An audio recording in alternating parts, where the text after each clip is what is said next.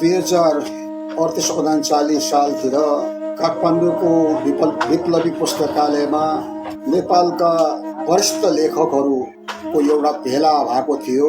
त्यो भेलामा सौभाग्यवश म पनि उपस्थित थिएँ। त्यो भेलाबाट 2016 सालमा श्यामप्रसाद शर्माजीको नेतृत्वमा स्थापित गरेको प्रगतिशील लेखक सङ्घलाई फेरि बिउताउने काम भयो र त्यो प्रगतिशील लेखक सङ्घले 2050 सालमा 40 दशकका केही प्रगतिशील कविताहरू नाम राखेर पुस्तक प्रकाशन गरेको थियो।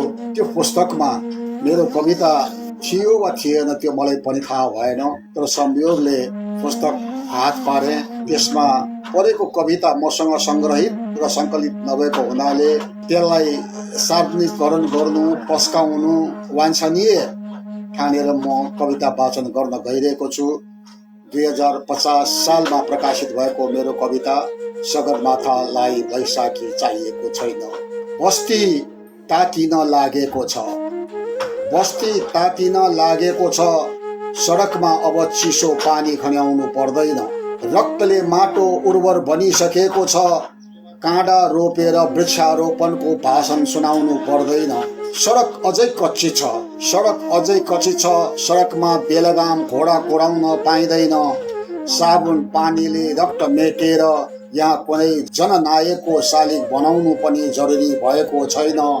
देश अझै घाइते छ, देश अझै घाइते छ, देशको मासु काटेर आफन्तको कर्जा असुल गर्न पाइँदैन। देश अझै घाइते छ, देशको मासु काटेर आफन्तको कर्जा असुल गर्न पाइँदैन। प्रजातन्त्र तेरै झोलीमा कोचेर फेरि प्रजातन्त्रको पुराण सुन्नु परेको छैन। मेरै रक्तले तिर्खा मेट्नेहरूबाट शहीदको गुणगान सुन्नु परेको पनि छैन। शिकारीहरू अझै शिकारमा व्यस्त छन्, शिकारीहरू अझै शिकारमा व्यस्त छन्, फेरि उसैको मुखबाट शान्तिको गीत सुन्नु परेको पनि छैन।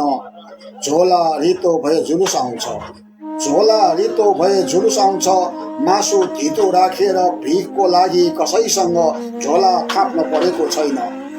झोला रितो भए जुलुस आउँछ, मासु धितो राखेर भिखको लागि कसैसँग झोला थाप्नु परेको छैन।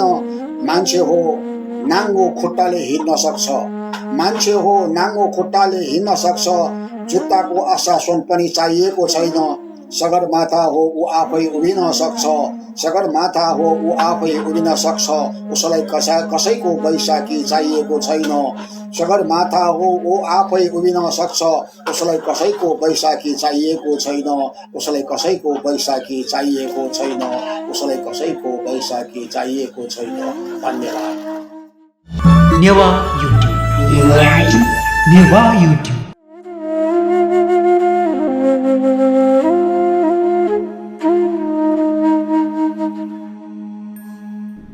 गद्य कविता छम अग्रज कवि मधु त्रिरत्न साक्य मसीका।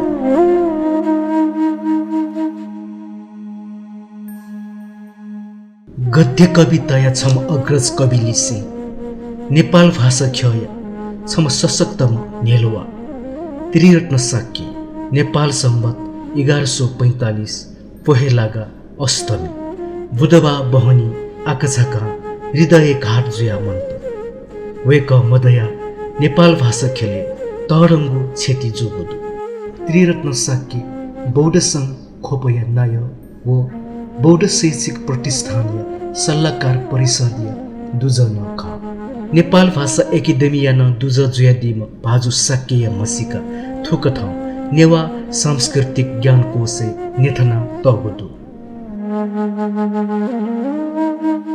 त्रिरत्न साक्य नेपाल सम्बत 1071 गुणाथो नवमी खुन भोलाछि खोपे अवु आशकाजी साक्य हो मा सप्तमय साक्य कोख भाजु त्रिरत्न साक्य जुया जन्म जुगु ख वेक नेपाल सम्बत 1098 स नसौच पत्रिका दक्ले नापा आखिर आकाशे छ्या ज मदै धयागु कविता जोना नेपाल भाषा साहित्य खेले पिलु छाम कवि ख आधुनिक नेपाल भाषा साहित्य या गद्य कविता खेले भाजु त्रिरत्न साक्य छम अग्रज कविजको मुखु छम सशक्त हस्ताक्षर न ख लिसे वेक भाषा व जातीय आन्दोलनीय छम निलवा न ख प्रगतिवादी धारे कविता चोयादिम वेकल थगु कविता शोषित पीडित पिनिगु सयत बुलन्द रूप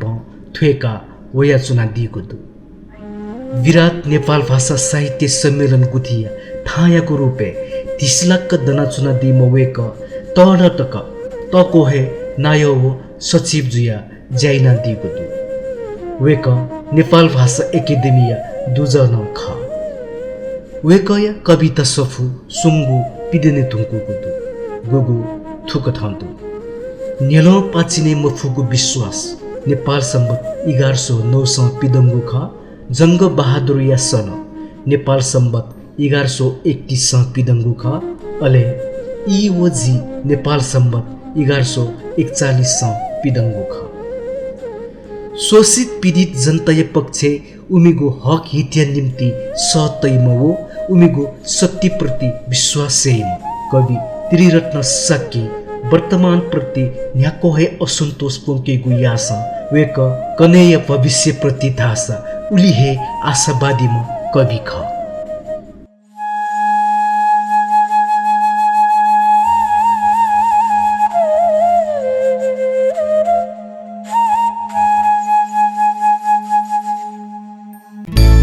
छिगु जिगु झिगु झी सक्कल नेवाय मंकास नेवा युट्युब